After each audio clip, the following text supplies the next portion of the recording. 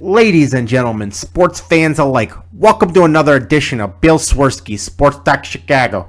One of the couple, two, three best podcasts around. So sit back, grab yourself a cold one and a Polish sausage, park your keister in the French room, and listen to Bill Swerski, Sports Talk Chicago. In Chicago, you know that all sports rock. The Bears, Hawks, Bulls, Cubs, and Sox. Pick your favorite, you can choose. As long as the Packers lose. For everything you need to know, it's Bill Swerski, Sports Talk Chicago. Bill Swerski, Sports Talk Chicago. Hey everybody, welcome to another edition of Bill Swerski, Sports Talk Chicago.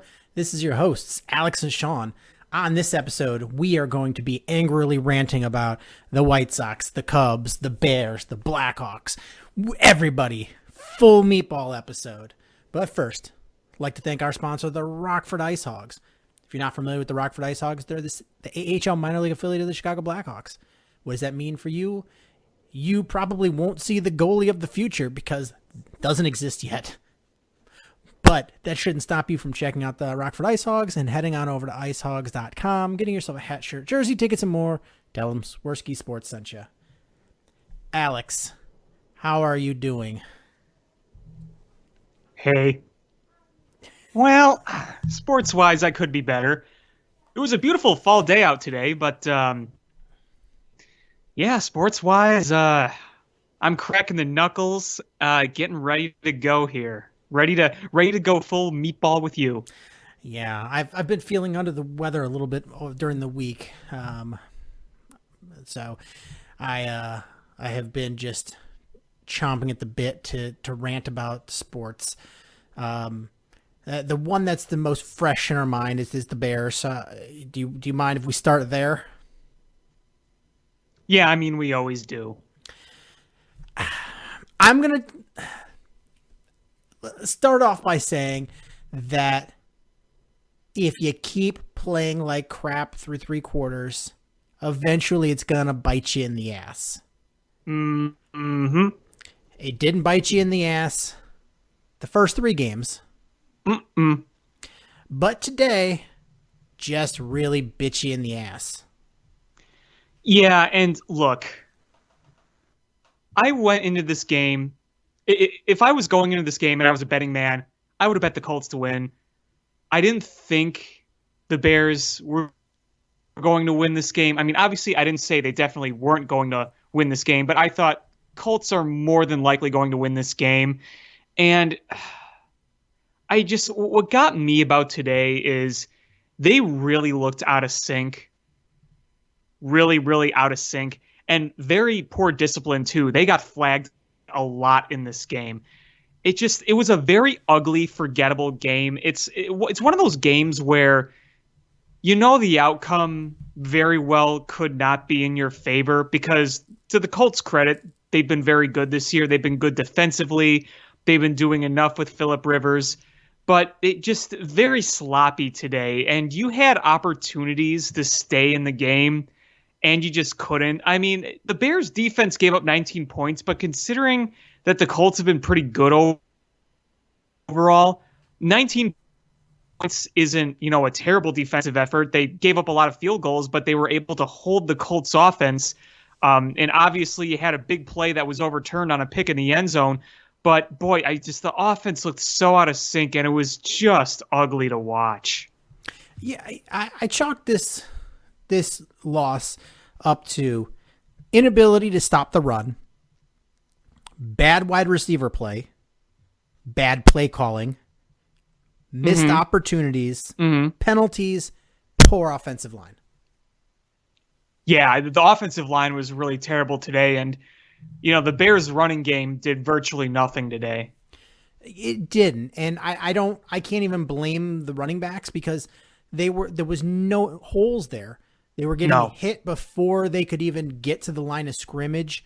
It was an absolute struggle all day. There was nothing there. I mean, even the Bears' biggest running play, which was the David Montgomery picking up that first down, and and there was absolutely nothing there. And he took it all the way around to the right side and picked up a first down, but there was no hole there at all. No, there wasn't. There wasn't a hole all day. Not for for David Montgomery, not for Cordero Patterson. Things were not working today no matter what. You had some missed throws, you had some miscommunication, you had some throws that should have been caught that weren't. And that was really, really frustrating. We saw more big drops from Anthony Miller. You hate to see that. And I'm not going to go ahead and say Foles was great or even that good by any means, but the numbers could have been a bit better if some of those guys would have caught the ball. You know, it's probably not going to be a hugely popular thing, but if Allen Robinson wants this big mega contract, he should make special plays. And he's clearly the best receiver on this team, but he's not doing number one receiver things. And he needs to. He needs to step up and do number one wide receiver things. And that includes make some spectacular catches. Anthony Miller, I don't care how good he looked in the preseason and training camp, he is not showing it on the field. And I'm frustrated, and Mooney's going to overtake him very quickly on the depth chart. Sure, looking that way. You know, the interception that Foles threw, it was not a great throw by any means, but it hit Miller in both of his hands. And if you're not going to catch it, at least knock it down. Mm-hmm. But instead it goes for an interception, and that's just bad. You know, the Bears, we talk about the Bears defense not being up to where they need to be, but I think that's kind of unfair because we're holding them to, number one, a standard of where they were in 2018 when they were the best defense in football. This is still a really good defense, but it does have chinks in the armor. And number two is we're holding them up to them being as good as the offense is bad. And that's not fair either. You know, with the Bears, if the Bears could put up more points, then you would see, I mean, one of the Bears' biggest things, and we saw today, is the inability to just really shut down the run. The offensive line of the Colts is really good. Their running back is very good. And, you know, the Bears didn't get just absolutely gashed, but they gave up a lot of rushing yards for Bears defenses that we're used to. And if the Bears offense was able to put up more points, you would see teams not just, you know, putting the ball and pounding it down their throats like that. So the offense could be helping the defense out a little more, but instead, you know, defense teams are getting up late in the game and then just pounding it, and the Bears are just having a tough time stopping it. And once they start establishing the run, then the pass opens up. You know, not having Eddie Goldman certainly is noticeable. It's true. It's true. You know, and I mean, I don't think he's the absolute key, but he would help a lot. Yeah, I mean, he was very, very underrated, in my opinion, the past few years. One of Ryan Pace's really good draft picks, and you want the other guys to step in there too. I mean, you remember 2018, and even last year, I mean, they were great at just shutting the run game down. They were able to do it gracefully, and you know, now it's not as much, but you know, it would have been nice too if they could get to the quarterback a little more today, knowing Phillip Rivers is 38 and immobile. Just saying. I mean, I think we learned today that the Bears should definitely go and sign Snacks Harrison. Yeah. I think. I agree. I don't know how much that guy has left in his tank, but really, you need him for the remainder of the season. That's it. Add more depth to that pass rush. I don't care about the pass rush. Like, he just stopped the run. The run. Yeah, sorry, that's what I meant to say. You just get him in there. Stop the run. That's the biggest problem.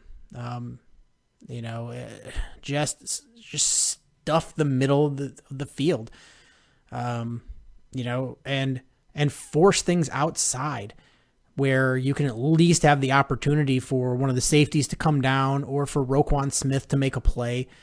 But when they just run it right up the middle, it's brutal. It's brutal, and you're seeing teams just, take the clock down.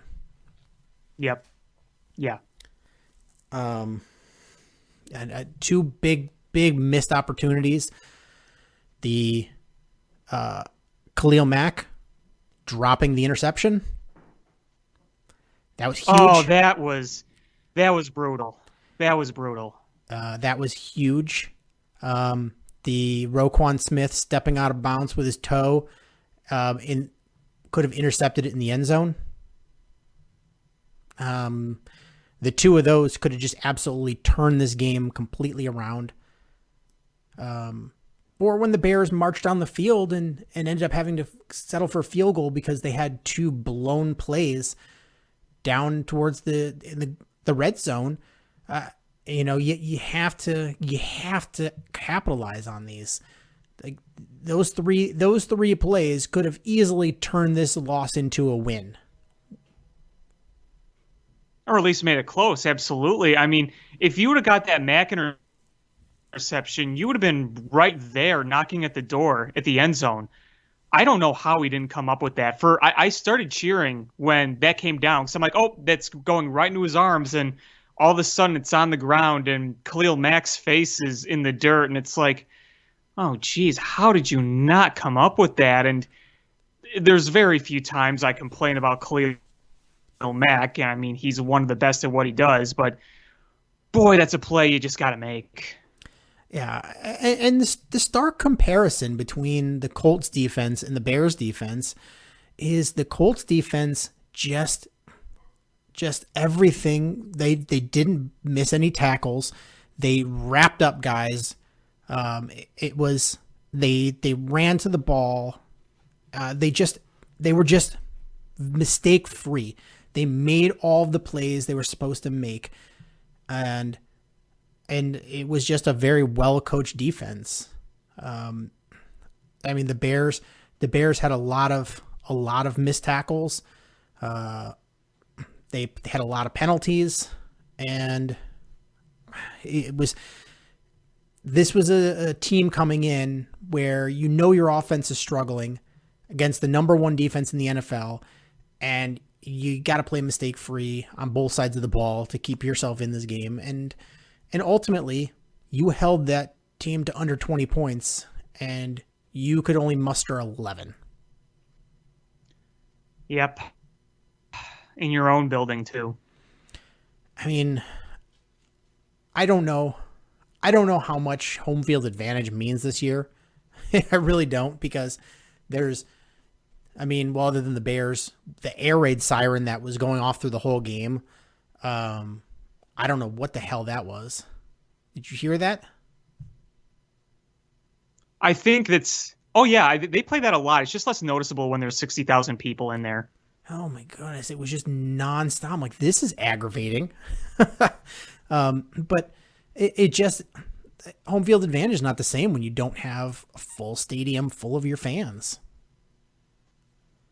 It's not the same. I feel like at least, sometimes I think home field advantage is overrated. It's just, you never like to see your team just plop down like that at home. You never, no matter how many people are there, you never want to see it.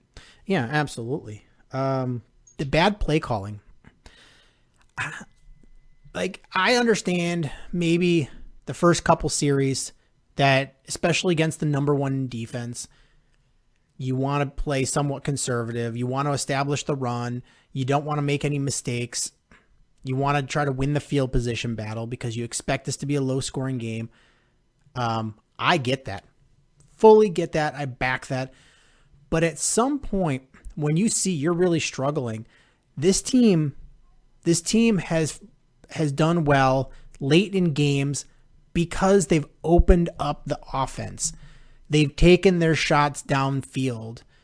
But what they're doing in the first 3 quarters of games is they're keeping everything within 15 yards.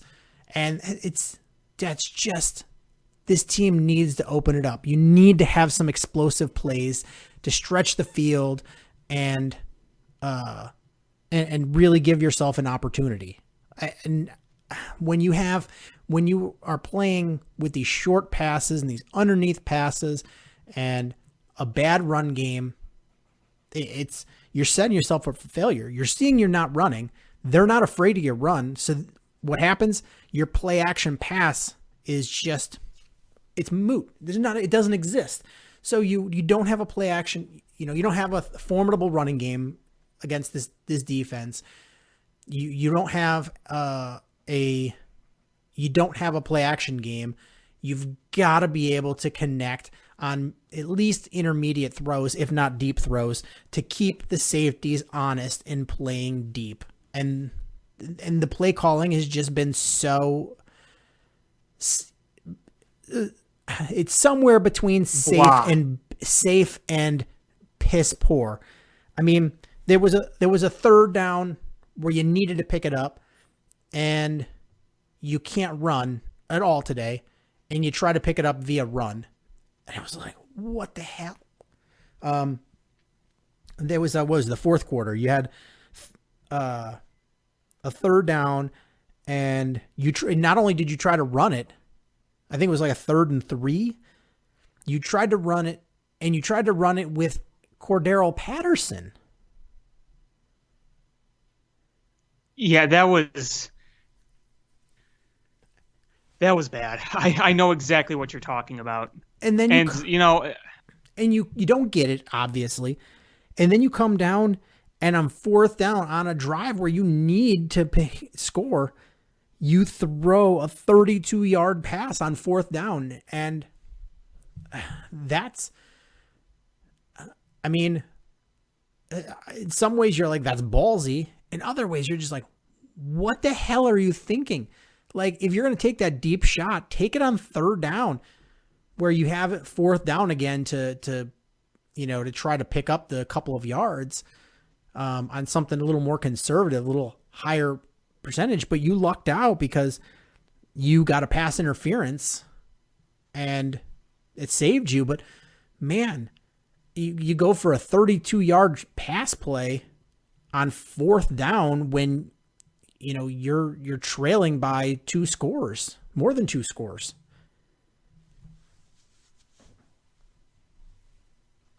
You know what would have been really nice? It would have been really, really nice if not only the receivers could catch, but if we actually had some play calling that at the very least could have gotten them moving a bit better. Even if you were starting to, just like kick some field goals or even just getting into territory, it's just they never were able to get set, it felt like. They never, ever found a rhythm. They scored too little too late. If they could have just at least moved the ball a bit better and more efficiently, you could have, maybe even gained some confidence and gotten back into that game. Because you look at the wins against Detroit, you look at the win against Atlanta. Even when they weren't scoring early in those games, they were at least moving the ball a little bit, and at least it helped give them a little bit of a rhythm to kind of build off of. You didn't see any of that this week. No, you're not seeing any rhythm. You're not pushing the ball to get field goal or a field position. You're just, the play calling was piss poor. And I'm at my wit's end because Matt Nagy, you made your choice of Nick Foles over Mitch Trubisky, which I back. I back because there's a lot of things that Mitch is doing wrong. But if your play calling is not helping out, then it doesn't matter who the quarterback is. It's not, you're not playing good football. You got to put your team in a position to win. You've got to get the ball with guys with opening. You got to get the ball to guys with some open space and the ability to run. You got to utilize those tight ends more. And Jimmy Graham was so poorly targeted in this game. And where the hell is Cole Kmet? I was just going to ask you that. It is. I tweeted out, I'm like, does he have cooties? Like, what is going on? You have Demetrius Harris in there for multiple plays. Where the hell is Cole Kmet? I was wondering the same thing. I think that was your best bet of beating this Colts team would be to utilize the tight ends better in some of those mismatches. And you didn't target Jimmy Graham. I think you targeted Demetrius Harris as much as you did any other tight end. And you didn't have Cole Kmet in there. You know, we were told that this offense runs through a tight end, and that having tight end play that's good is what drives this offense. And you go out and you completely revamp and overhaul your tight end. So your top three tight ends are better than any of the tight ends you had last year, and you don't utilize any of them. So if you're not utilizing them, then what the hell was the point of spending money on Jimmy Graham and spending the draft pick on Cole Kmet if you're not utilizing those tight ends? So was Kmet even targeted once today? I'm looking at the stats. I'm trying to find it. I don't remember him being targeted, but let me... No, he wasn't. Oh, no, he was. One target. He was, okay, so including today, he has been targeted a grand total of 3 times in the first four games. He has one recorded catch on 3 targets in 4 games. What the hell? So you had Jimmy Graham was targeted 5 times, 4 catches for 33 yards. Demetrius Harris targeted twice. Cole Kmet targeted once. You got to utilize these tight ends better. You just got to. I don't get it, man. What? Why would you spend draft capital and cap space just to kind of let them sit there in limbo? I mean, obviously you've made use of Jimmy Graham so far overall, but you went out and got Demetrius Harris. You spent the first pick you had in the draft on Cole Kmet. Nothing doing. I mean, look what the Eagles have done utilizing Zach Ertz. You look at what the who was in that Andy Reid tree. You look what Andy Reid does with Travis Kelce, and you're like, all right, well, he's following this this coaching tree, this offensive scheme. Like, well, why the hell isn't he utilizing these tight ends? Like, Zach Ertz is like 150 years old, so like he's not the same guy he was. So you feel like Jimmy Graham could at least be that good. I mean, they're not Travis Kelce, but still, like, utilize them better. Utilize them.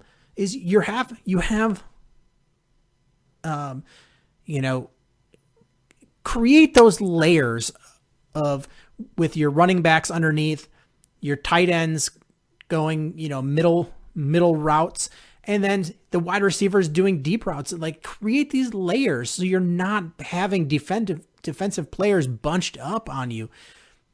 Take the safety out of it with Mooney or Ted Ginn. Just open things up. You saw where the Bears jump started things last week was on a big crossing route or a big out route. You had a big out route. It was caught and jump started everything. And you don't even try to build off that momentum. You're going against the number one defense. Is try to jump down their throats. This is a team. If we could have scored a touchdown early, just could have absolutely changed the trajectory of this game. Mm-hmm. Hey, there is good news though. At least Trey Burton didn't burn us today. Well, he got the onside kick. Yeah, but that was too little, too late. The Bears would have had to really pull off a miracle there.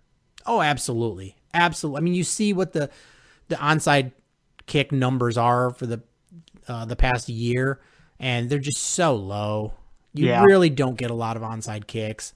So I wasn't holding my breath, but I thought they could have done a much better job, as that was the most uneventful onside kick. It just went right to Jimmy Graham, and then he fell down. I'm like, make it a jump ball, make something, at least give the Bears an opportunity, and nope.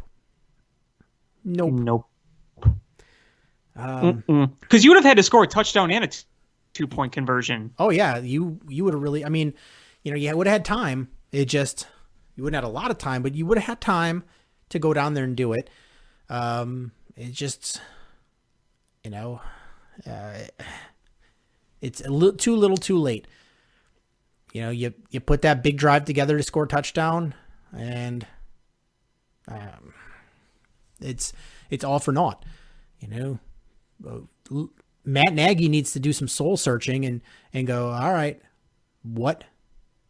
why is my play calling so vastly different in the fourth quarter as it is in the first three quarters? And you got to figure out things quick, because you got to turn right around and come back and play Tom Brady on Thursday night. Yeah. I mean, you've got 100 hours between your next game? And you're playing a team that looks like they found their rhythm behind an all-time great quarterback. Yeah, what is Tom Brady threw 5 touchdowns today? I don't know the exact stat. Yeah, I just know he balled out against the Chargers. Yeah, I was watching that game earlier because it was on in the slot that the Bears were supposed to be. Yeah. And so I watched. I mean, that wasn't the game I was actively trying to watch, but it was it was the only one on. They didn't have a game on Fox. And not by you. They had one on me. By me. They had the Dallas Browns game. Huh. That was entertaining. I mean, maybe it was just the listing didn't get updated, because it said the Bears game was on. So I wonder if they just didn't update it in time. They had another game on. I didn't even check to turn it on, but the preview the guide said it was just like regular programming. So I wonder if when they switched the Bears game, they didn't get a chance to update it on Uverse. Yeah, maybe. Yeah, I would have liked to watch that game. Game looked fun. But Tom Brady... It was very fun. Tom Brady threw for 369 yards and 5 touchdowns. Well, 6. He threw 6 touchdowns. One was just the other team. Yes, exactly. And I'm going to be watching that game from Harry Carey's out in Westmont, so that'll be fun. Or not Westmont. It's technically Lombard, but... yeah, I'm going to be there Thursday night. You have to buy tickets in advance. They have outdoor seating, and going to be watching the Bears game from there. And depending on how things go, I might order a few beers. Might have to. Yeah, at least you can order some good food. Harry Carey's is really good food. Oh, yeah. I'm not a big coffee person, but I like coffee flavored things. The last time I was there, I had this coffee flavored milkshake, and it was like the greatest thing I ever tasted, because on top it had cream and like little chocolate shavings on top. It was heaven. Yeah, so I just don't want to be Bills fan puking at Harry Carey's as the Bears stink. That would be amazing if you were the Bears fan puker. Ew, ew. Another fun fact about that Harry Caray's, the day after the Cubs won the World Series, I was fresh out of college. I didn't have a job yet, so I didn't have anything going on the next day. My mom and I just said, let's go to Harry Caray's for lunch and celebrate the day after. And I was still on cloud nine. It was just so special. Yeah. So, my wife and I like to we usually go to the one in Rosemont. Oh yeah, yeah. Yeah, just it's the closest one for us, even though we live in the city and it's much easier to park. But my wife and I like to go there because she eats meat and I'm a vegetarian, so sometimes she's like, I just really want to go to a steak place. So she'll go and get a steak and then I can just eat, pasta or whatever. So Yeah, you could just pour the sauce all over yourself and be the meatball. But this game went. I didn't expect good things from this game because, knowing that the Colts were a well-coached team, knowing that they had such a good defense, that we made a switch at quarterback a week ago, and I wasn't expecting good things, and I predicted a loss here, and it came about, but this went worse than I was expecting. Yeah, it just to sum up this afternoon, it was just a whole lot of blah. It just was not pleasant to watch. It was very ugly, and usually the Bears are what make me the most angry about Chicago sports, but I can honestly say even after this garbage loss, it's not. So as much as it sucks today, I'm just going to kind of move on from it. It was just so frustrating as the offensive line was not good. They just really couldn't open up holes. Charles Leno was getting beat like a rented mule, and they weren't giving him the help that he needs. And he was getting beat so bad on the inside, not even around the corner. He was getting beat in the inside and inside moves. And like he owed that guy money and was just like, you know what, I'll pay it off with letting you get to my quarterback. That was frustrating. The penalty. This was the worst game of the year so far for the offense. And the offensive line. The offensive line has been pretty good for the most part. I mean, the offense itself. We've seen some bad offense this year, but this was the worst on all parts. I'm going to give the running backs. Not even a question. I'm going to give the running backs an incomplete because they didn't even get a chance. No, quarterback play wasn't very good. And I honestly, I'm not even mad, and I'm not going to be one of those people like, oh, you should have brought in Trubisky, because this was against a really good defense. I said it all along is just because I wanted Foles to replace Trubisky didn't mean I think that Foles was the answer. I don't know if you watched any of the Buccaneers Chargers game, but man, that Justin Herbert is going to be a player, man. He's a guy. I like him a lot. I watch so many good things from him. There's still a lot for him to learn, and he's still making mistakes, but man, he looks nimble in the pocket. His deep throws look really good. I like him a lot, and he's got raw talent. He hasn't won yet, but man, they've got a keeper in there. Like, they've solved their quarterback issue. Give the Chargers some defense. Get a little more experience for Herbert. He learns a few things. And, you could be looking at a team in the near future that could be pretty competitive again. They're competitive this year. I think, they damn near almost beat the Chiefs. Sure. Yeah, they are. Yes. It was a close one against the Buccaneers. I think they just had a tough schedule early. I think they're a competitive team now.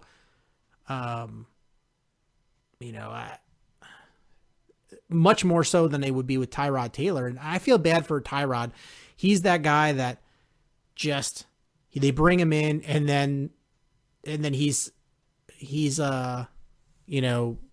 somebody behind him comes up and takes his spot, and it's like everywhere he's gone. And Bears, go get Tyrod Taylor then. he's like a real bridge quarterback. Yeah, really. So I mean, I don't know what else to say. I mean, just poor play on by the offense, poor play calling, defense not being able to stop the run, too many penalties. Special teams looked bad. Yeah, you had, Khalil Mack dropped the interception. You had the block punt, which was just inexcusable. You gave the Colts good field position. And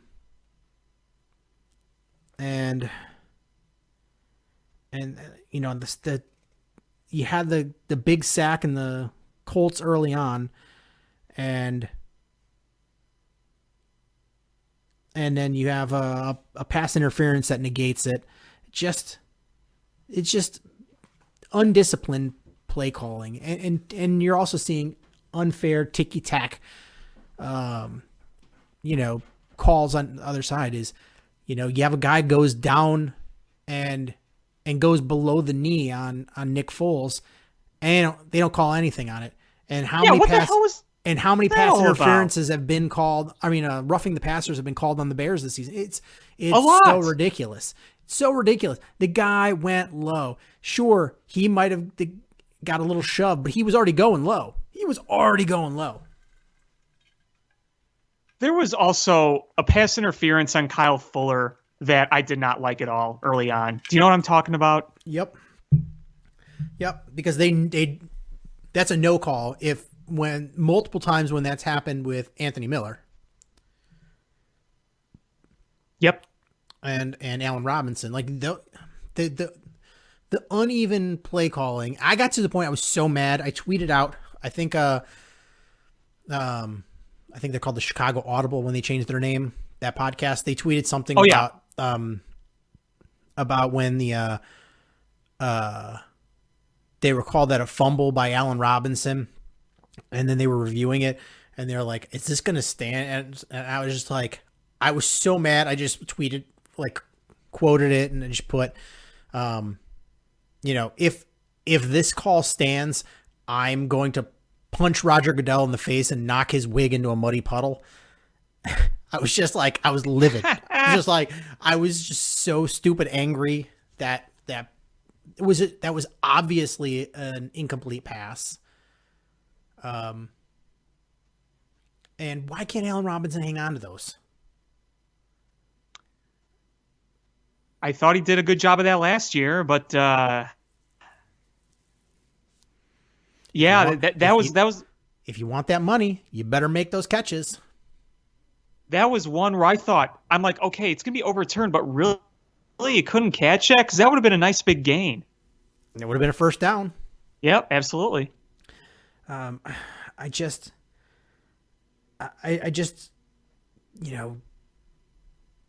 don't know what else to do here. Is this team. I don't think they're a bad team. You have to have better play calling and give an opportunity for your offense. You can't call plays in trying to get 17 points. You're down to your quarterbacks. You've made your decision.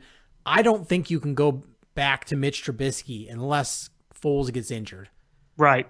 No, I mean, Foles has to start this Thursday still. Foles has to start for the rest of the season. And I mean, he can't be taken out because he's bad. That's it. I don't think Trubisky can't go in unless there's an injury. And this is, you've made your decision. So if you made the decision that Foles knows your offense better, can execute those plays, can read the defenses better, has the better pocket presence, then you need to put in the big boy plays to let him maximize your offense. Is you pulled everything back, you scaled everything down for Mitch Trubisky, and if Foles is the guy, then you know what? He should know the offense better. You should be able to go and do your big boy plays and let him take advantage of things down the field. And we saw some nice things when he rolled out of the pocket. Is utilize that more. You saw this Colts team was getting so much pressure in, and you saw how poor the Bears were at executing, screen passes in order to slow that down. Yeah, that was bad. It was bad. They were reading it like a book. Yeah. Maybe your screen passes are bad. Look at how good the Chiefs run screen passes.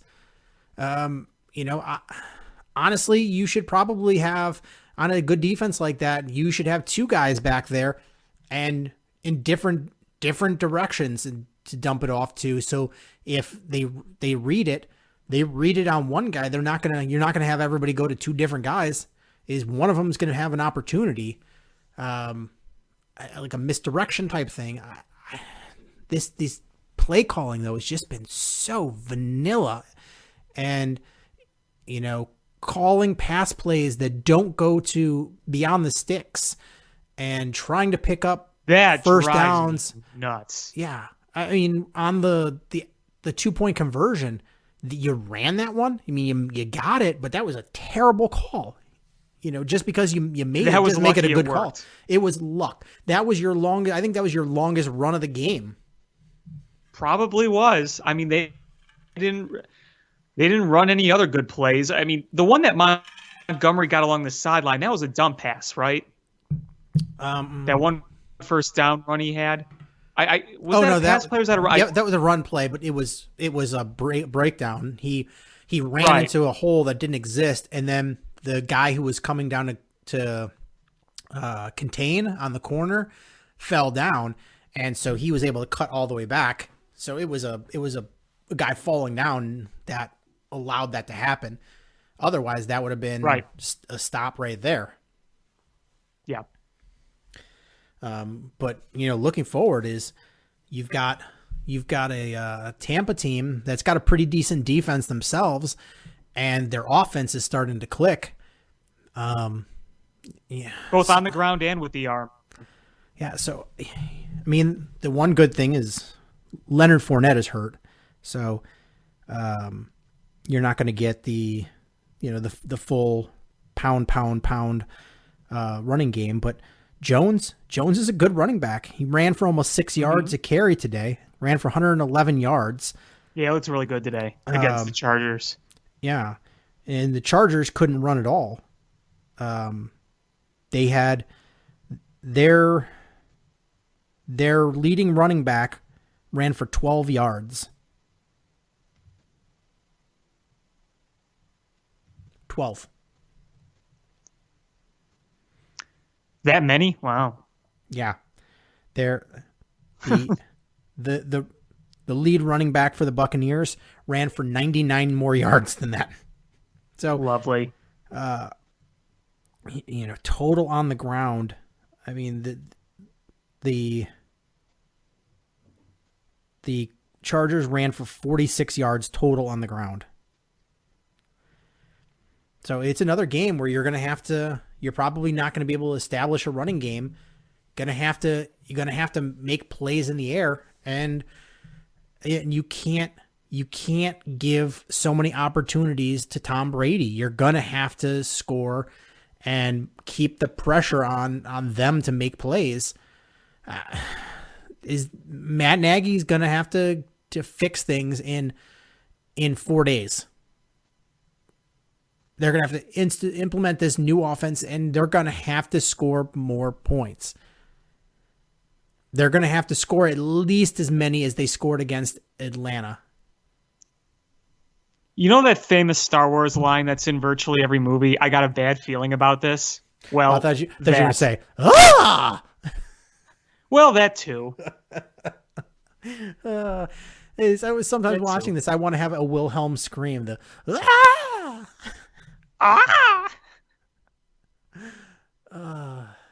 that's Both basically what I sounded like most of today. Yeah. Just ugly. Like, that's all I could describe this game. It was just not pleasant at all to watch. So I'm hoping for a better showing against Tampa Bay, because if they lose 2 in a row, that's going to be tough. Yeah, you go from 3-0 to 3-2, which not the most ideal. Yeah, because the toughest part of your schedule is coming up. Yeah, the toughest part of your schedule is coming up, and you're going to have to. You had to pad your record right now if you're planning to make any sort of postseason play, and you need this. This is starting to become a must win against Tampa Bay, which is weird that you were 3-0 earlier today, and now you're talking about a must win next week. Mm-hmm. Yep. Because, I mean, the good thing is the Vikings and the Lions aren't very good, but you're going to have the Green Bay Packers run away with this division in a minute. Yeah, I don't. My expectations on winning the division pretty much don't exist. Yeah, they're slim. They're very slim because the Packers are probably going to win again Monday night, and they're game up on you. And that's why it really sucked seeing New Orleans lose last week.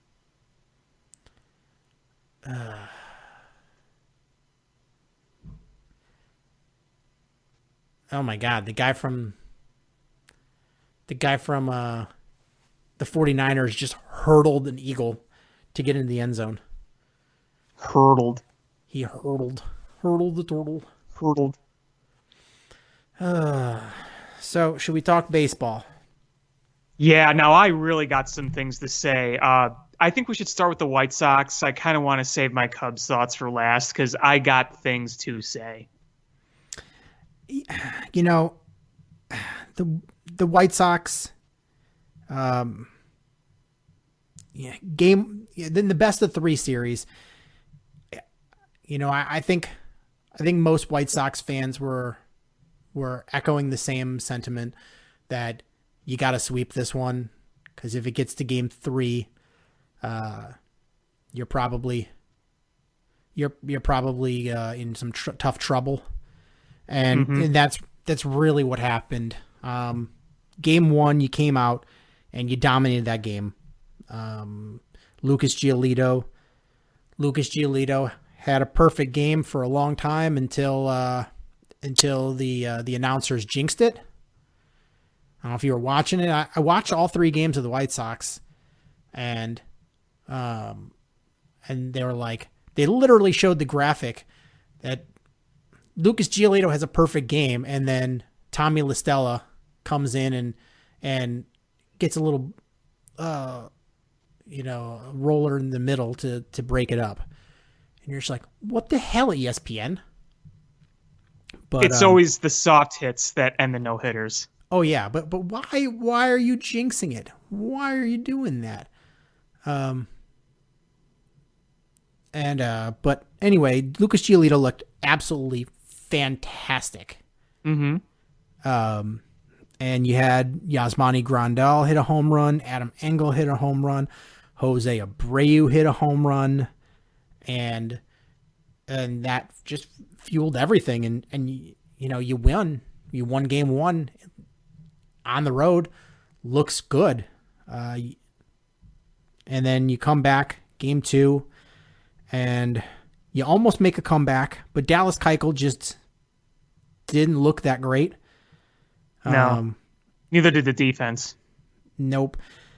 Madrigal had a couple of errors in that one. But you make a comeback. Grandal hits another home run. You make a comeback. You don't quite get there. And then game 3. And, it was a tough one. you started off early with Dunning, and right away you bring in Garrett Crochet as the, Dunning kind of was the opener, and you brought in Crochet, and he looks good, and then he gets injured.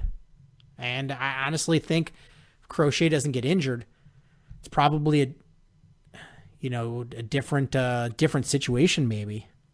Could be. I mean, you eventually went up 3-0, and you thought, okay, we're up 3-0, and hopefully Crochet doesn't need Tommy John. I know that's the fear. We won't draw any conclusions yet, but I know that's the fear. All I can say is I got a lot of texts from my White Sox fan friends, and they are not big Rick Renteria fans. Let's just say that. There's a lot of things that Rick Renteria did wrong. Going to Garrett Crochet that early, I don't think was part of the issue. But it was just you didn't have the pitching. You didn't have the pitching. I mean, you used a lot of pitchers, but Rodon didn't look good. Hoyer didn't look good.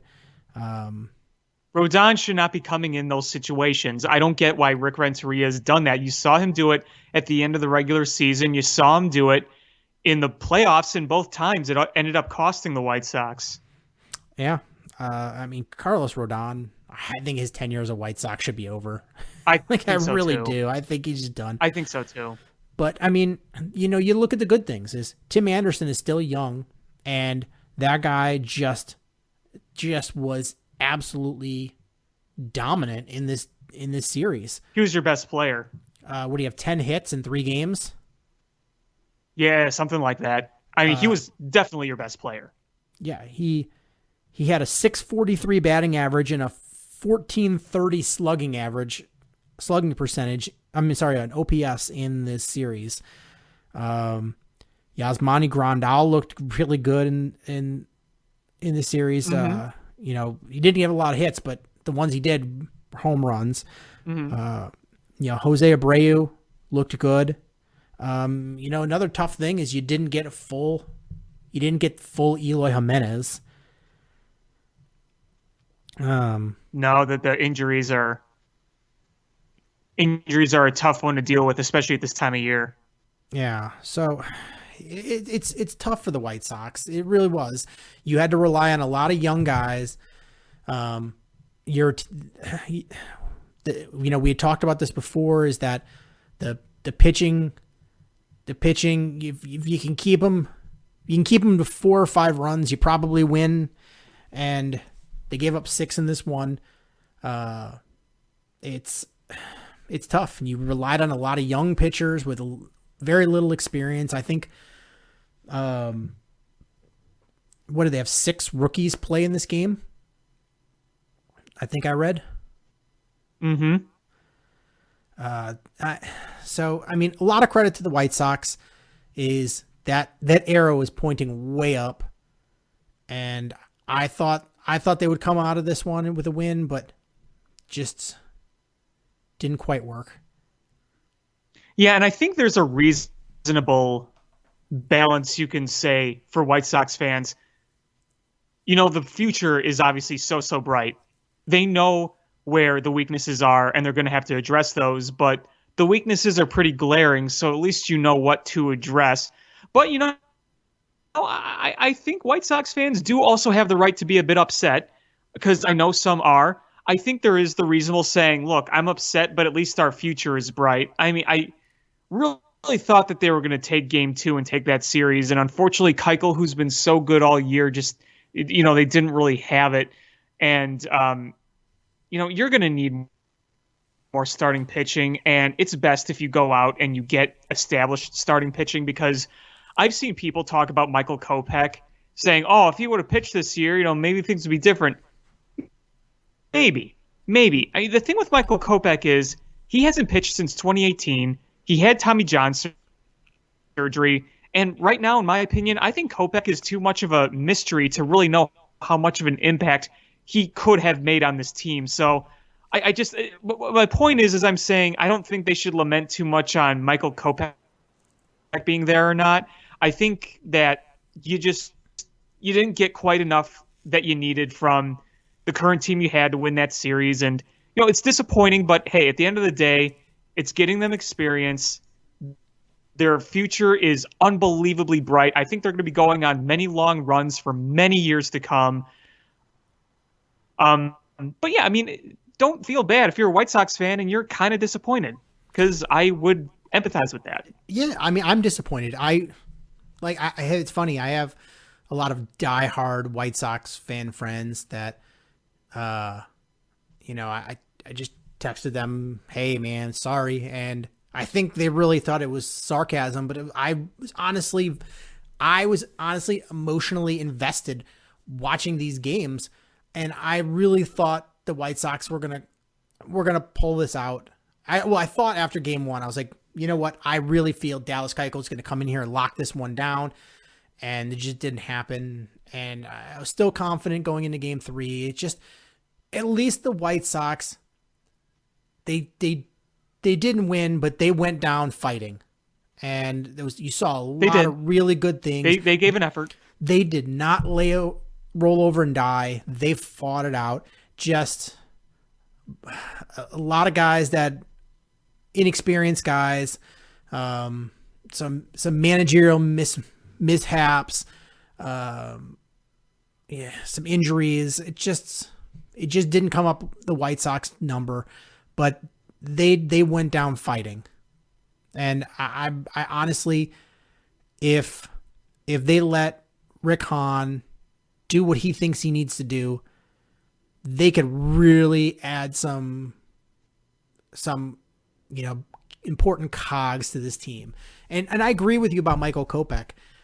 Michael Kopech might come back and be absolutely dominant, the guy that they think he is. And I'm not saying that he won't be, but we don't know. And it might, right. And even if he is, it might take him some time to get there. He might not just be there automatically. A lot of pitchers just take a long time to get to where they're going to be. And especially since he has not pitched in a real game since he had Tommy John surgery. So if you can add another established pitcher or, a pretty solid one, Bauer, you've got three really good starting pitchers right off the bat. And you could give Kopech the opportunity to be your number 4 pitcher or 5 pitcher. And I think that's a better place, especially with a guy that has a lot of anxiety issues, is don't force him to be at the top of the rotation. Let him be at the bottom of the rotation. Figure it out. Let him try doing some bullpen stuff. Don't be like, I wouldn't want all that pressure of, hey, this team is once Michael Kopech is back, we're going to be a World Series competitor. Like, I wouldn't want that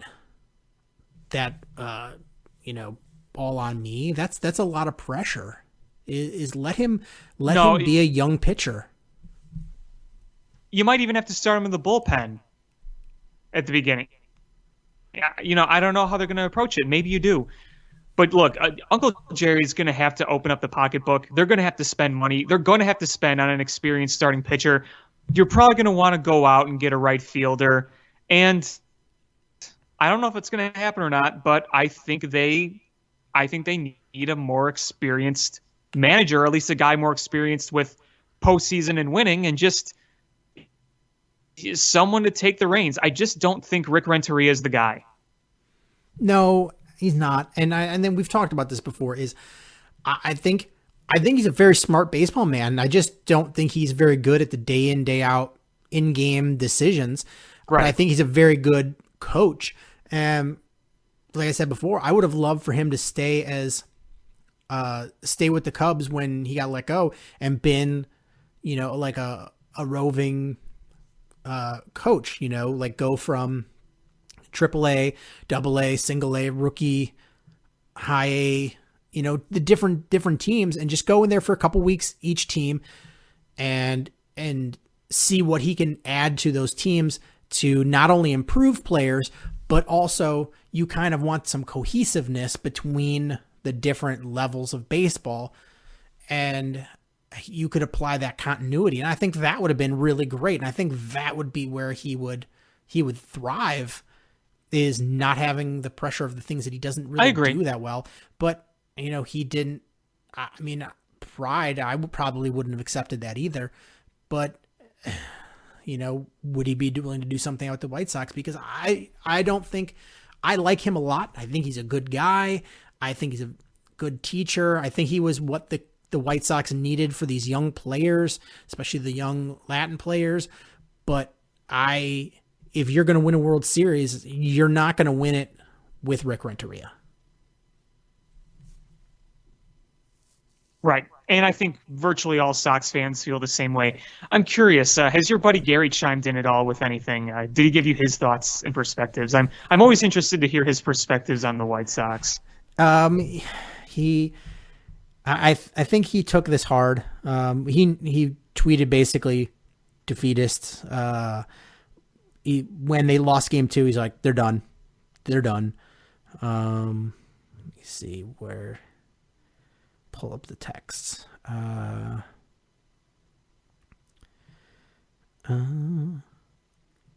It's funny, I'm not even a White Sox fan. I was actually semi-optimistic about the White Sox winning that game 3, even after losing game 2.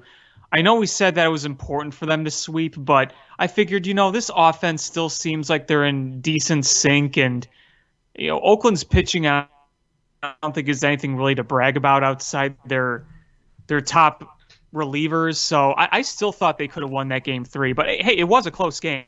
It was, to their credit, despite all the crap that happened. Yeah, all 3 games were competitive. He just texted on Wednesday. It was a fun season. They don't win tomorrow. Blown opportunity for the White Sox in the top. I can't listen to these announcers. I'm turning this off. 8 fucking walks. They deserve to lose. Chokers. He was very upset, and rightfully. I wouldn't be either, but I told Gary he should come on. I want to hear more about his thoughts. When it's not. I have him on sometime. Yeah, I just got to get him on. But he did text me a guy that the White Sox apparently are rumored to be signing. It's another Cuban player. An international signing? Yeah. So he looks like a solid pickup. Another Cuban player. Yeah,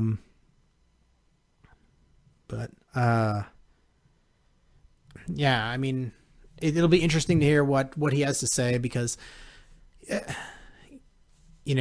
think, it's clear we have different perspectives, period, because of different people, but being a Cubs fan, having a perspective on the White Sox differs from being a White Sox fan, having the perspective of the White Sox. Sure. And, I'm going to say, and I'm going to try to be as objective as possible, but I've watched both teams' series in the playoffs, and the White Sox really put up a fight. And I think, that's a good Oakland team. It's a very good Oakland team. And the White Sox put up a good fight and just didn't work out. Where on the other side of town, the Cubs just rolled over and died. And honestly, I have a lot of thoughts about the Cubs. Me too. That are about to spill out here. So me too. If you take away that early great record that the Cubs had to start the season, when they had the starting pitching was absolutely rolling. If you take that away, at best, the rest of the season, they're a 500 team. And best. frankly, that's who they are. Yeah, they're not a good team. And, just in this series is I was at the point when the Cubs went down in game 2 by 1 run. I was like, I honestly think this is an insurmountable lead. That's what I said. I turned it off. When that solo home run was hit, I turned it off. I said, that's it. 1 stinking run. And the game was over. Where the fuck is Anthony Rizzo? Where the fuck is Chris Bryant? Where the fuck is Javier Baez? Where the fuck are those guys? They did nothing. Kyle Schwarber, nothing. Victor Caratini, nothing. Jason Hayward, nothing. The only guy who hit was Ian Happ. Everyone else was a big nothing. Hayward did all right. He did have a hit. Okay, I'll take back what I said about Hayward. Yeah, but Happ was good, but Rizzo, no hits in that whole series. Contreras didn't look good. Schwarber looked terrible. Bryant goose egg for that series. Baez looked terrible. Bodie looked terrible. And Darvish pitched a good game, and you couldn't give him anything. Nothing. And that's what we were afraid of. That's what we were scared of. That he was going to go out and pitch well, and he did. And they gave him nothing. And you had 2 on, nobody out. And then you had 2 on, 1 out. And you didn't get a single run in any of those situations, just like you have done all fucking year. It's pulling teeth with this team to scratch across a run. It's pulling teeth. I get, what are the odds that you have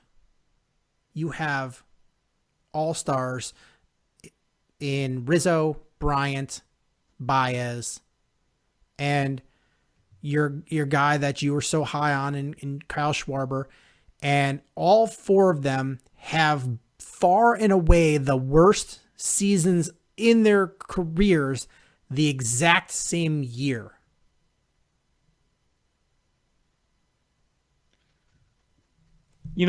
Sean, it's obviously we know that's the case, but it's something every year, man. Every year. 2017, they strike out too much, they don't have a leadoff man. 2018, it broke down the stretch. 2019, they didn't have enough depth. This year, everybody's slumping at once. How many more excuses are we going to make for these guys? Honestly, they talk about what financial trouble the Cubs are going to be in. Is why in the world would they be in financial trouble? Why in the world would you lock any of these guys up to a long-term deal when this is the production they're giving you? I hate to be the one that says this, but when was the last time Chris Bryant was the same guy from his rookie year or second year? When has he been that guy? That's the guy who his agent is going out there to get paid. But guess what? That's not the guy we see on the field anymore. Well, his value really tanked this year. His value is so bad. And you're going to this is what's going to happen is here's your options, is you either pay him and hope he comes back, and you're going to pay, look at who his agent is. You are going to be paying him top dollar. Mm-hmm.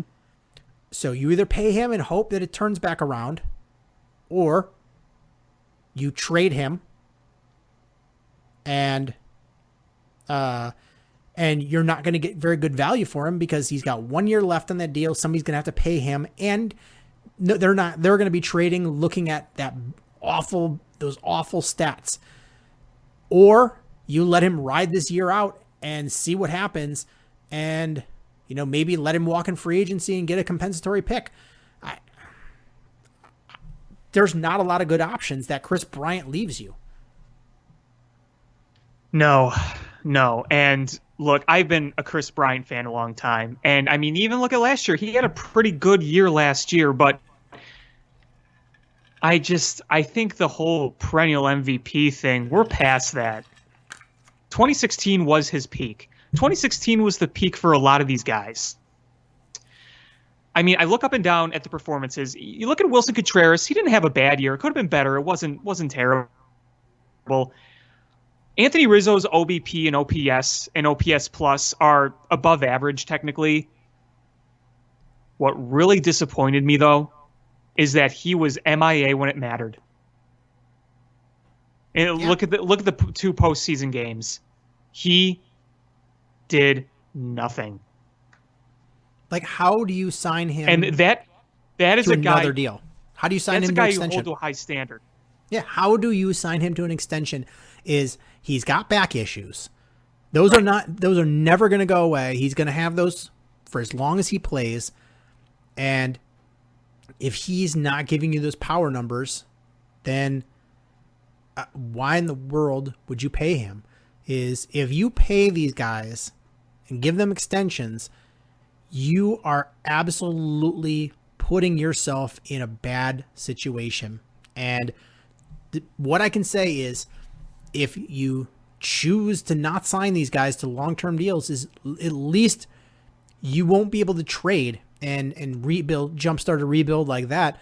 But if you don't pay these guys, at least you have the ability to sign other guys and jumpstart things that way.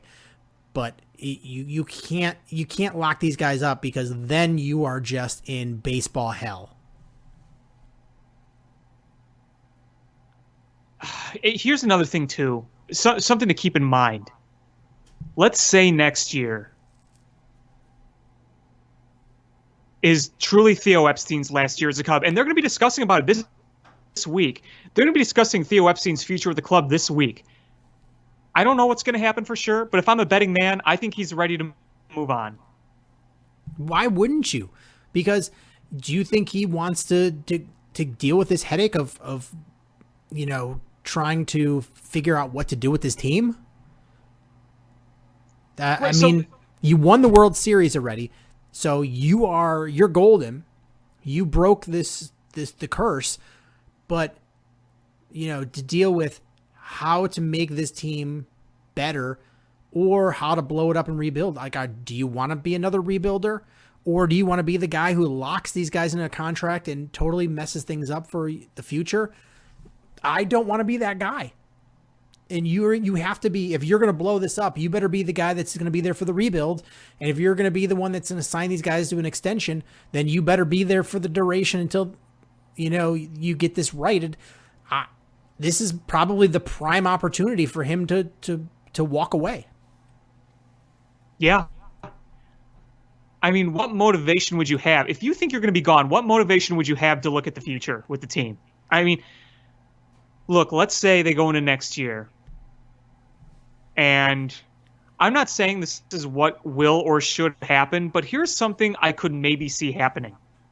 They're going to go into next year with pretty much the same team they have now. And it's going to be another, let's see what happens. We'll see what the value is. And if they're not really close to being in first place or in a playoff spot, then they just sell at the deadline. Now, that's risky. But the problem is, with guys like Chris Bryant and his value in the tank,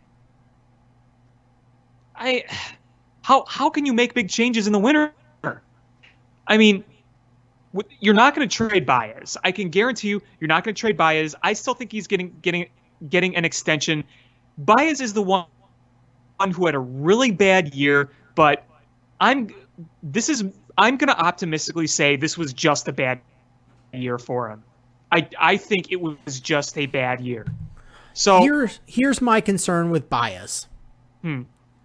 He has a giant gaping hole in his swing. Yes, he does. He always had. Okay.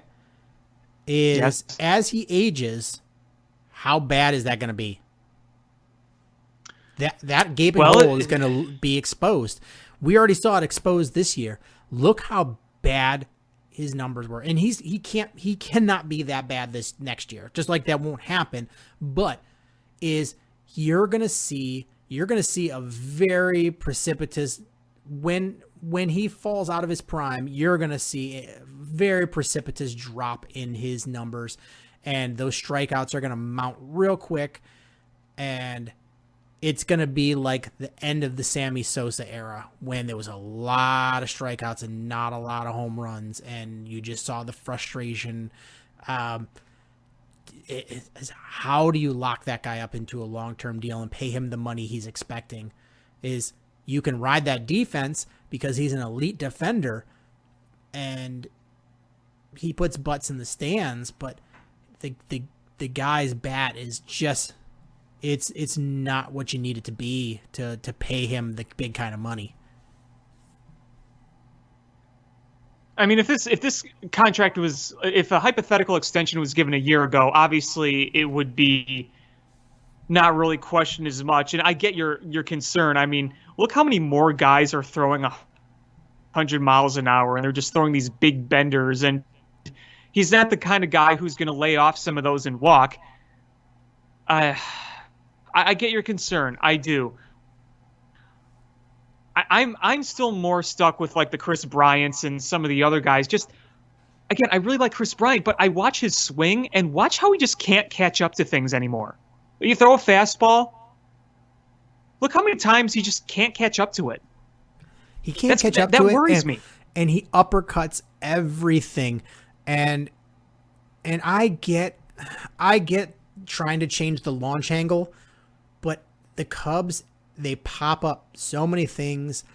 Is why can't you just hit line drives and just hit the ball hard like Jose Abreu? Because good things happen when you just make hard contact.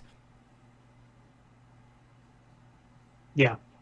You know, another thing I kind of wanted to bring up here is I look at Kyle Schwarber, and you know me, I've been a fan of Kyle Schwarber ever since he was drafted by the Cubs. And look, there's value in hitting home runs and drawing walks. And that's something he does well. There's no question about it. But I think we have to truly accept at this point that he is a glorified Adam Dunn. Nothing more than that.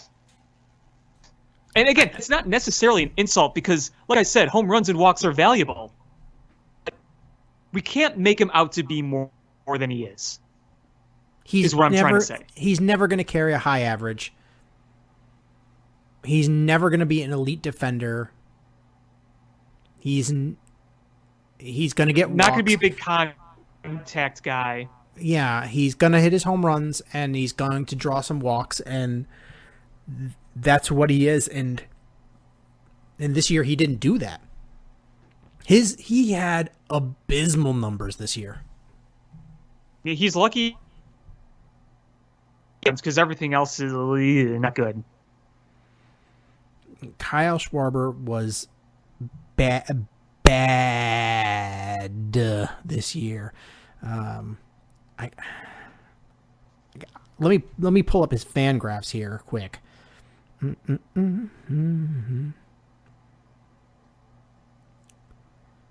He was a .4 WAR this year.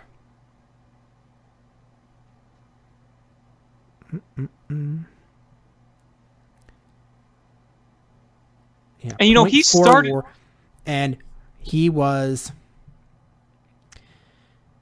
188 batting average, a 308 on base percentage, 393 slugging percent. Not a good year. Strikeouts were up. He was almost at 30%. His walk rate was up from last year. Yeah, he did draw his walks. He did draw his walks, but man, that batting average is brutal. I mean, I know it's not all about batting average, but it was bad. It was below the Mendoza line. Yeah, when your on base percentage is 308, like that's not cutting it. No. It's just bad. The guy will always be a hero in Cubs lore. He always will be. I just, you know, you got to look at the future, and you just got to wonder what you're going to do with a number of these guys, and it's a really tough spot. A really tough spot. Like I said, I think Baez will bounce back next year. I still think Rizzo will be okay. I just don't know if he's really going to have that many years of his prime left. You don't want to say 30's old, but when you're a big guy with a bad back, you do wonder. He's been in the league a while. And who can you trade right now? Honestly, the only two player, let's see, Hat probably has a little bit of trade value. Hayward, I think he's no a guy you trade keep value. for the long term, though. Oh, I think you keep Hap, but Hayward you can't trade because his contract's too high. Right. You can trade Darvish and you can trade Hendricks. The thing with Darvish, I mean, you could still probably trade Wilson Contreras too. yeah, and the thing with Contreras is I don't want to get rid of him, but if you are trying to acquire other assets and you have to part with a core player, it's like, well, Contreras right now, based off this year, is really the one with the value. Because, again, the batting could have been better, the average could have been better, but he still had a 356 on base. He had a 763 OPS, which is above average. His resume is good, and his pitch framing was much improved this year. So you'd be trading away a very valuable player, and I'm not saying they should, but if there was one core player that does, in my opinion, have some solid trade value right now, it's Wilson Contreras. And going back on Darvish, he was their MVP. He was the Cubs MVP. He's going to be a finalist in the Cy Young. I just, 3 years left. There's still plenty of money to pay him. He's going to be making $22 million next year. In 2022, 19, and then in 2023, 18. So you're probably going to have to eat some of that salary if you trade him, and you're only going to want to trade him if you get a blockbuster deal in return, because his value right now is at peak. I don't think you need to eat any of that salary because how good he's pitching. I don't think you need to eat any salary. You don't think so? No, I don't. I think his contract now looks fairly reasonable. Even after what happened this past year, where revenue was lost across the board. Revenue will come back. Is the opportunity to add a guy of his caliber? I think people would trade for him. He's got trade value. So really you have, of the guys you would trade, you have trade value with Contreras. You have trade value because you just good hitting catchers. They're not that they're not a lot of them around. And you've got and trade his pitch value. framing is better. Yeah, you've got trade value in Hendricks and you've got trade value in Darvish. That's about it. Going back to Chris Bryant, his numbers this year, his walks were far and away, they were over 2% lower than his previous lowest walk rate of any year of his career. It was 8.2%. And his high was 2017 when he walked 14.3% of the time. So his walks way down. Strikeouts, other than 2015 where he had a lot, he's normally like a 22% strikeout rate. He was over 27% this year. His batting average was 80 points lower than it was last year. His on-base percentage was 90 points lower than last year. And his slugging percentage was 170 points lower than last year. His WRC plus, 76. If you can't see, I'm Bill's fan puking. That's 50 lower than his previous lowest. Yeah, that's bad. That's bad. And here's the thing with Bryant's struggles, and you look at everything that's happened with Bryant the past few years, what can really hurt his value too is what I think might be affecting his play. And that's the fact that he seems to be getting a little injury prone. mean, yeah, a little bit. Look at all these nagging injuries he's dealt with since 2018. The shoulder, the elbow, the side. It's tough. Looking at Javi Baez here, his numbers. His walk rate, 3% this year. His Seems strikeouts, 32%. His batting average, 203. 80 points lower than last year. His on-base percentage was 238. It's horrifying. That's 80 points lower than last year. His slugging percentage was 360. 360 for his slugging percentage.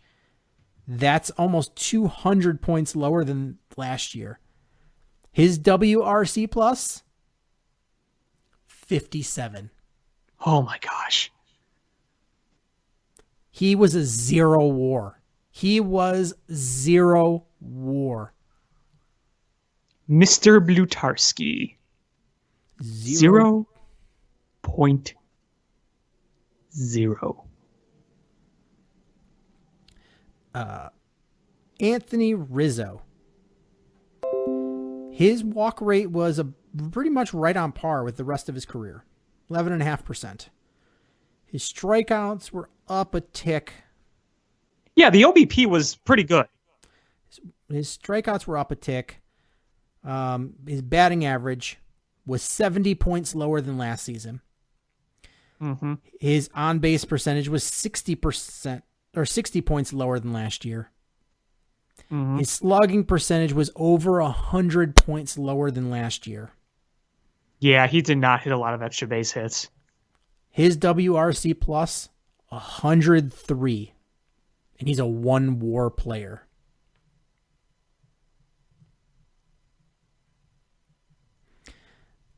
Like, these are guys that are looking for big contracts. And why in the world, what makes them think they've earned those? Schwarber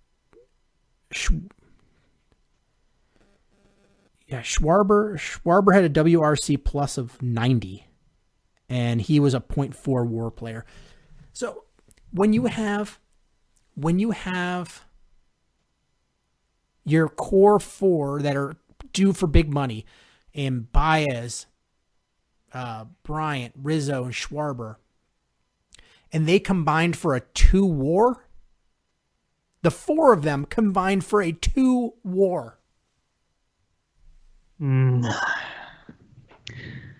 was it, the statistic they said? Wasn't it Bryant, Rizzo, Schwarber were combined 0 in the postseason? What they say, since the World Series, in the postseason, they've combined batted like 160 in the postseason. I think worse than that. It's bad. Like, I just think it's time to blow this up. Is anything you do to extend any of these guys, all it really does is just puts you into some sort of purgatory. Like, I think. Well, that's what I'm worried about. I'm worried about it too. This is a team that you could very easily, if you hand out big contracts and you can't move them, you just sit in limbo. You just sit in limbo. And because you have to wait until those unmovable contracts are done. And then you are like, okay, now I have to start rebuilding. Is at least if you go, you know what? We rode these guys out for whatever we can get, and we wash our hands of these contracts, and you just start fresh. Sure, you don't have guys to trade like the White Sox did, where you can jumpstart this thing, but at least you're not handcuffed by all of these all of these big contracts. Yeah, I kept telling myself, is blowing up extreme, but then I think more, I'm like, do I really want to see a team just be stuck in purgatory and tread water like the past few years? If this was a 162 game season, I bet you the Cubs would be at best a 500 team. Yeah, so I'm looking here. So, look at 2022. Their payroll is John Lester is long off the books. You still have Hayward. If you move Darvish, all you have are Hayward, Hendricks, and David Bodie. That's it. So you essentially have a payroll then of, let's call that even 14, so 37, $40 million.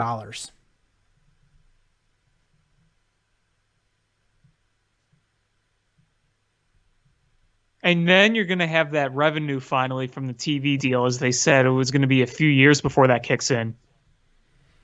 Yeah, but you're just shedding. You have a lot of money to do things with and hit the reset button, but you need to start building that farm system.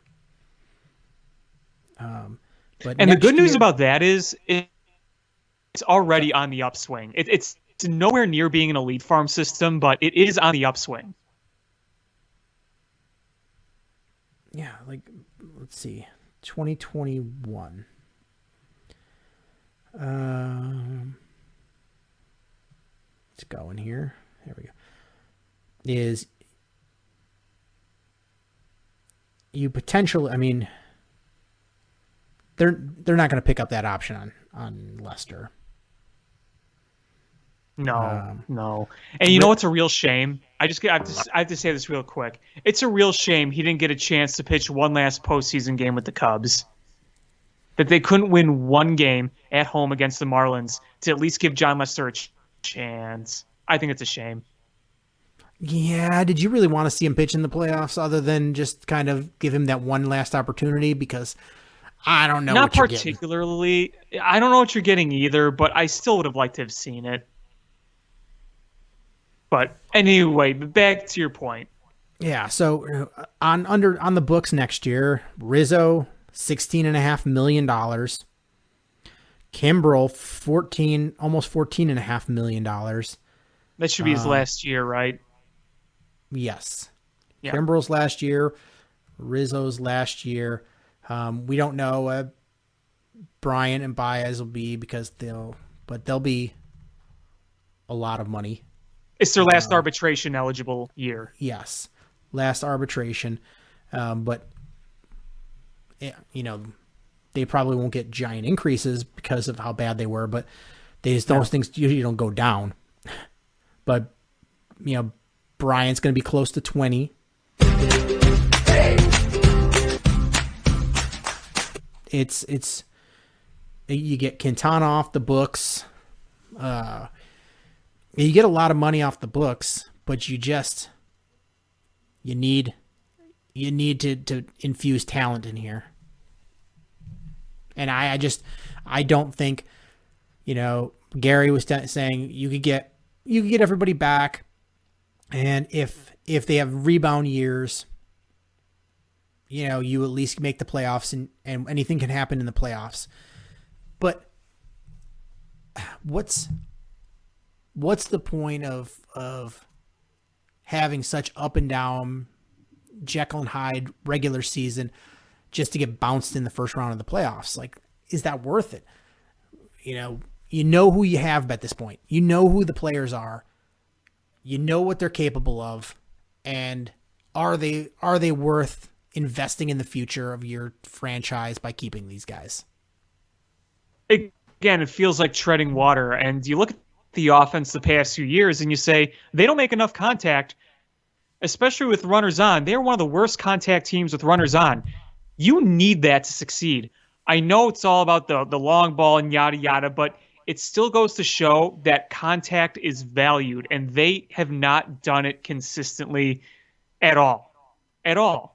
I mean, we've seen it the past 4 years, the inconsistency with it. It's amazing how cold these guys can go at the plate. You need more consistency, and I think that the league has passed the Cubs by. You look at the bona fide superstars on these other teams that have passed the Cubs by and are winning playoff games and are going deep into October. That was the Cubs a few years ago. Now other teams have passed them by. And as I said before, and I say it now, adapt or die. And the Cubs mentality should be to adapt as best as possible. I mean, can we throw money at Billy Beane? That guy puts together teams with everybody else's junk. Imagine if you could give Billy Beane a $200 million pay, or $200+ million payroll. Like, imagine the team that guy could put together. The one thing I'll say about that, it never works in the postseason. No, because they don't have any star players. But who knows what'll happen this year? I mean, they beat the White Sox. They beat a very good White Sox team. But I mean, look at their cast-off players. Tommy La Stella, Marcus Semien. They lost their best player, and they just picked up a guy who was DFA'd and hit for them. Like, it's crazy. Look at their pitchers. Like, you can't name guys on this team. They're a team of like nobodies, and it is incredible. Every year, they're just like, what is this, the 6th year they've made the playoffs in a row? And you're just like, man, they don't have any star power. Anytime anybody asks for more than $7 a year in salary, they're like, nope, get out of here. We'll get somebody to play for $5. And they just pay nobodies. Like, it's insane. It's insane. And imagine if you could give that guy an actual salary cap. The payroll on Oakland this year. Chris Davis gets paid a lot. Marcus Semien, they're paying a lot. Man, they're actually paying some guys decent amounts here. That's crazy. But Joakim Soria, 8.5. Michael Fires, 8. Steven Piscotty, 7. Yasmero Petit, 5.5. Liam Hendricks. But like, they're not paying a lot of guys very much money. They just get great production. They're paying Tommy La Stella $3 million. And that guy came up huge in the postseason already. Probably should have never let him go, the Cubs. They let him go to get Daniel Descalso. That was a terrible decision. That was bad. That was very, very bad. I don't know where the Cubs go from here. I just, what they're doing is not the right thing. And I don't know what the right thing is, but I can tell you that this is not the right thing. It's not working. I know we're talking about a team that won a division, but we're talking about a team that won a division in 60 games. And you clearly saw the arrow trending downward. They wouldn't, in a 162 game season, they don't win this division. No. Unless everyone else just kept sucking, but still, I don't think they would have. Is the, you look at it and Milwaukee was bad. The Reds would have caught you in 162. The Cardinals would have caught you in 162. And probably. At best, you're third place. Which is where I kind of predicted them to finish, to be honest. So it just, what is a third place finish worth?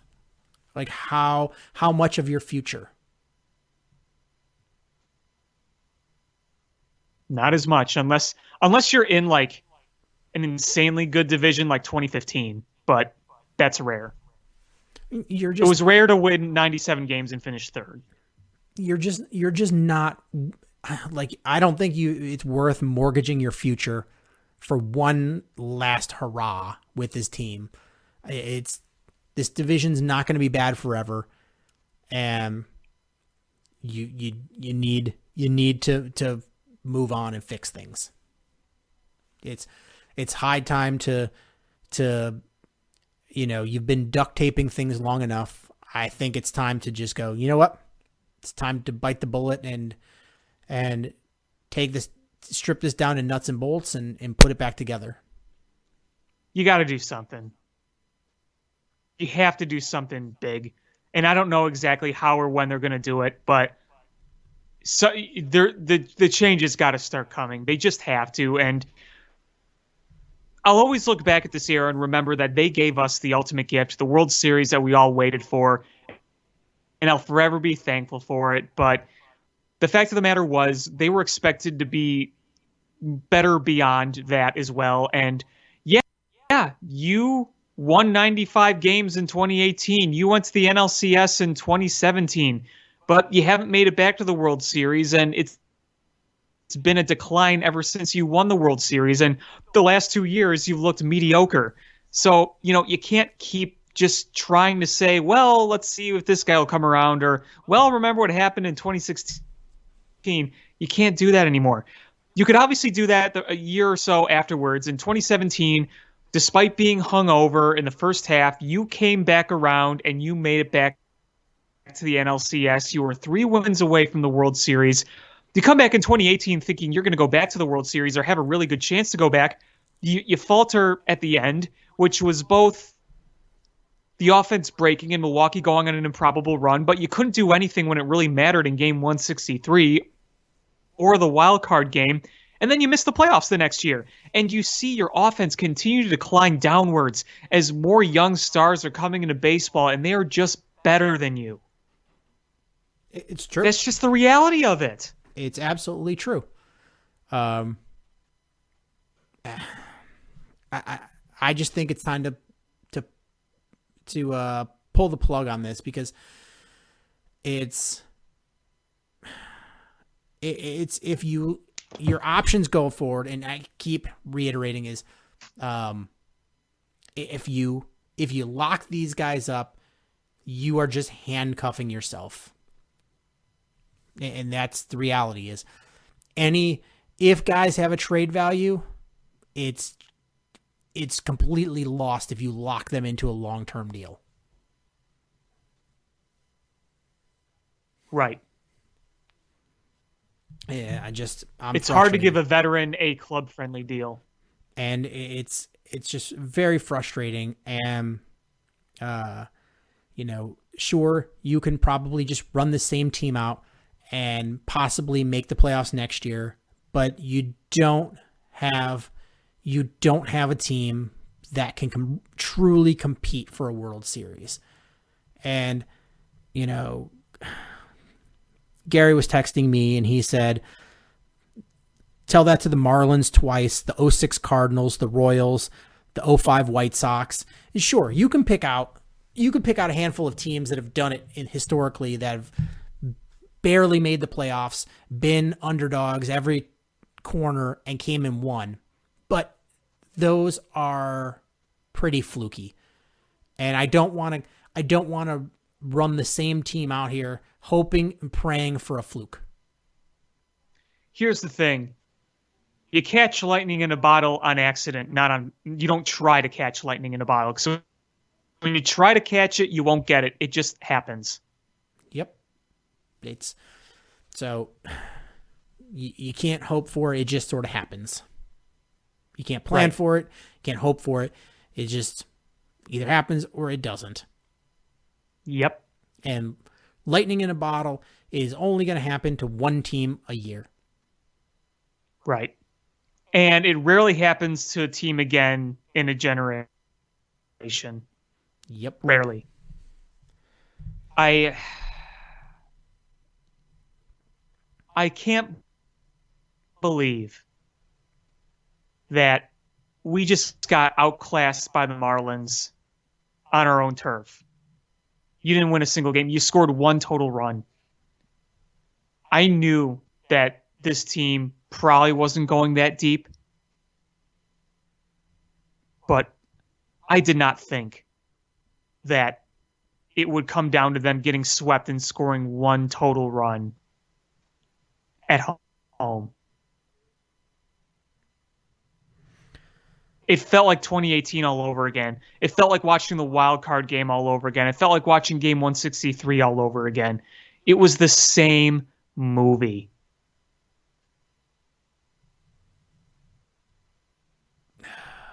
It's just very frustrating. But I want to wrap this up just talking Blackhawks really quickly. There's not a ton going on, but is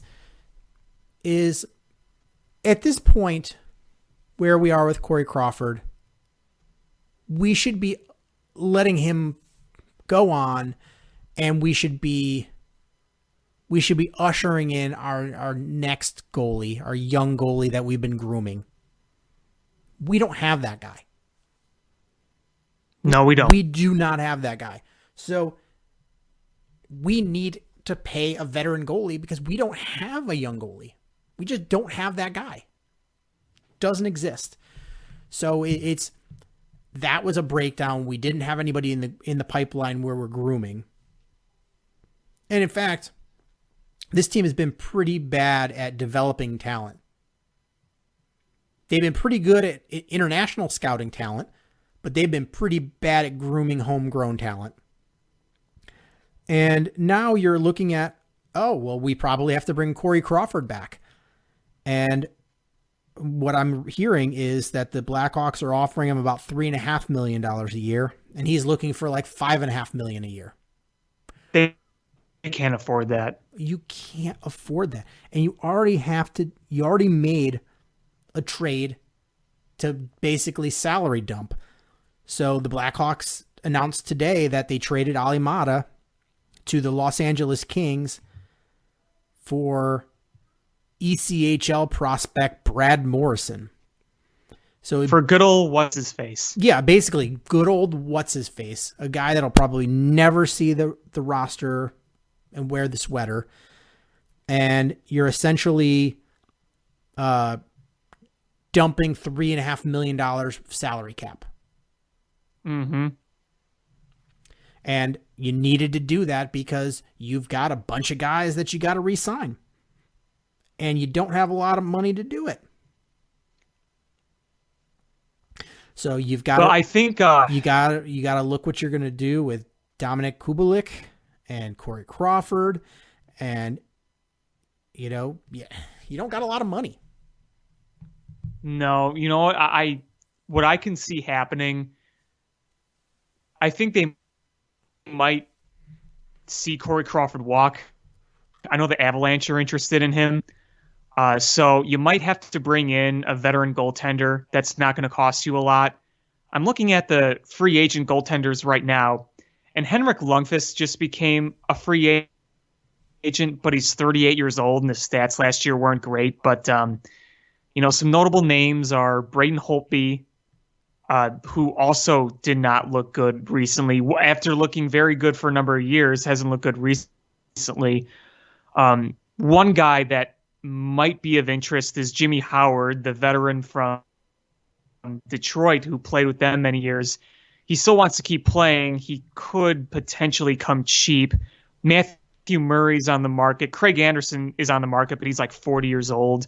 You have Cam Talbot, Anton Hudobin, Michael Condon, Mike Smith. But you might end up just having to bring in a stopgap veteran that'll be cheap. I mean, you remember a few years ago when they had, what's his face from the Carolina Hurricanes, Cam Ward? Yeah. You might just desperately be doing something like that, just giving money to a veteran who you can afford, and probably someone who's, you could just say, hey, you're a veteran, you got plenty of experience, you're probably at the end of your career coming towards it, you can come cheap, we'll bring you in. Yeah, I'm reading that the Blackhawks have interest in Matt Murray. Yeah, that doesn't surprise me. And not just for a short-term thing, but as a potential long-term solution. He had an under 900 save percentage last year. Yeah. See, like, you compare that. He's only 26 years old, and he has done some good things, but the save percentage doesn't look great. You compare that to a guy like Jimmy Howard. If you were looking at Jimmy Howard, you'd probably be looking at a guy who would come really, really cheap, even though he's older and his numbers aren't nearly as good as they used to be. But, in my opinion, I don't think any of these free agents are worth locking up long term. I just see guys that could come in as a stopgap at this point. A 1-year stopgap, maybe 2. Yeah, but who do you have in the pipeline to come in a year or 2? Well, nobody. That's the problem. Is even if you draft somebody, but it this might be one of upcoming those draft, things where you have multiple stopgaps. You might have to. You might have to have multiple stopgaps because even if you draft somebody, what are the odds that they're going to be ready in a year or 2? Slim? None? Not good. I'll tell you that. Not good. It's not good chance. I'm hearing some people saying, the Blackhawks should just draft the best available goalie that's available when they draft. And I'm like, what is that? Like in the NFL, that works. You draft a guy, the best guy available at his position, and he can probably come in and do something for you. But baseball, that doesn't work. Football and basketball works. Baseball and hockey do not work because you are drafting for your need several years down the road. Right. Some of these guys are just so young that they're not going to be playing for 4 years, 5 years. So drafting the top goalie, it's not helping you now. It's not helping you for several years. You might have to go through 2 stopgaps. We could have a hodgepodge of washed up has-beens because that's all they can afford.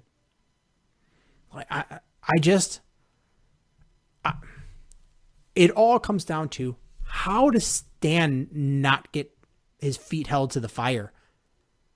Like, that's bad. There's a lot of things that he's done bad. His trades are bad. A lot of contracts are bad.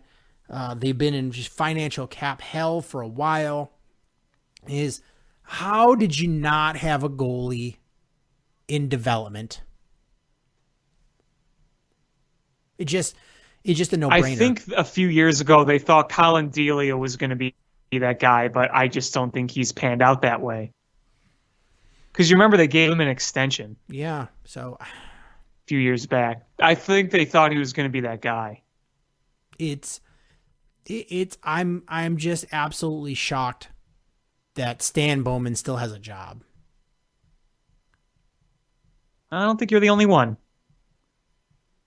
Like, this organization holds everybody to these high expectations except for Stan. It seems like those 3 cups have given him immunity. And they should give him nothing. Like, those are, honestly, at least 1.5 of those should be Dale Talon. But right. But honestly, is why do you reward somebody for past things, not current failures and future assumed failures? Like, this team is not going to be good next year. So why in the world are you letting him have the keys to make all these transactions and just knowing that he's not the long-term solution? Why not pull the Band-Aid off? I don't know. And that's why there are times where I'm worried that Rocky might become a little content with everything. and just kind of let things roll as they are. I don't know.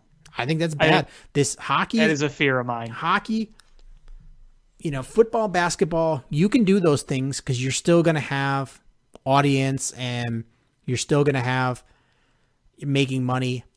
Hockey is a much smaller sport and a much more fickle sport. I'm old enough to remember when you would see very few people wearing Blackhawks gear walking around. And then around 2010, you started seeing more and more and more people just walking around. And you know the difference when you're walking around, what the Blackhawks are to the city, when you're seeing just random people that would otherwise never watch a hockey game wearing a Blackhawks jersey or a Blackhawks hat. And there's periods where the only people you would see wearing Blackhawks gear are clearly the diehards that have grown up in a Blackhawks family and they live and breathe that and are going to be there forever. It's night and day, and to thrive and to be a money-making franchise, you need the casual fans there. And if you are not winning, those casual fans go away. Yeah, that's very true. Hockey people are a bit more fickle with that around here. Not just around here. It's the fan base is much smaller than basketball. It's much smaller than football. It's even smaller than baseball. Yeah, that's very true. So you need you need fans in the stadiums. I mean, you look at the low attendance hockey teams and it is like what, 15,000, 16,000 fans? That's not a lot of fans. No, it's not. The Blackhawks are a team that can draw 20, 21. It's a much bigger number. And if you can't keep drawing that, I remember when Blackhawks games were just empty. I remember. And you don't want to go... I mean, in the whole Bill Wirtz days, yeah. You don't want to go back to those days because it's a lot easier to keep fans around, just keeping a team that's competitive. Maybe not win it all, but competitive. If you just stink, those fans go away, and the only way they come back is when you're actually winning a cup. It's a lot easier to keep those fans, those casual fans, content, and than it is to win them back. You win them back by winning. Yep. It's just tough. It's tough, and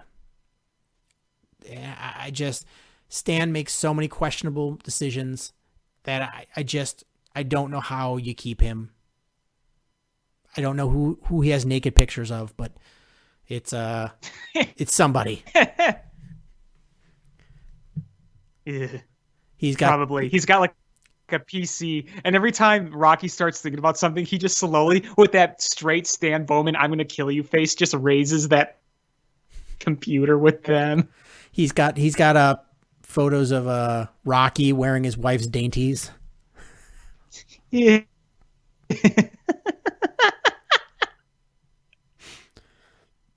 Oh my God. Clearly Joe Quenneville didn't have that. No, clearly not. So frustrating. But is there anything else you wanted to talk about? No, I think I've said my piece. All right. Well, I think that's going to do it for this episode of Bill Swerski Sports Talk Chicago. I want to thank everybody so much for listening. Please hit subscribe however you listen to podcasts, whether it's iTunes, Stitcher, YouTube, TuneIn app, Spotify, Google Play. Share this podcast with your friends. That's how we grow the show. Follow us on social media at Swerski Sports, Facebook.com/Swerski Sports, SwerskiSports.com.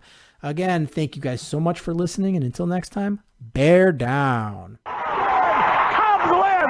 What a lucky break. The good Lord wants the Cubs to win. We thank Ditka and God for all they have provided. Cubs win. Cubs win. Cubs win. Oh, I don't want her. You can have her. She's a Packer fan. She can't fit in my van. And she looks like... Remember, New Yorkers, smoking crack is not legal on the plains. Bears 31 to -7. The Bears. Oh, when the Bears go bearing down, I wanna...